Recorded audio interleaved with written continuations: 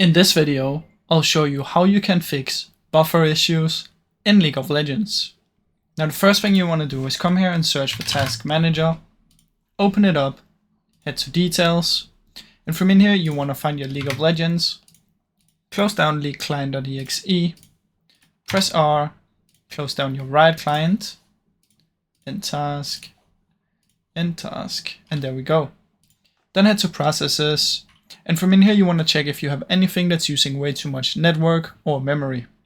So as you can see right now, my Google Chrome is using way too much memory. If I click on network, I don't really have anything using a lot, but let's say I have Steam open and it's downloading, then Steam would use a lot of network.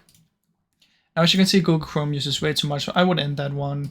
Maybe Microsoft Edge, maybe my OBS and CapCut.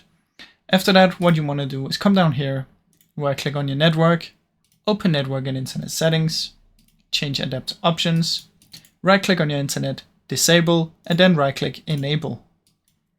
After that, what you can do is come down here and search for device manager, open it up.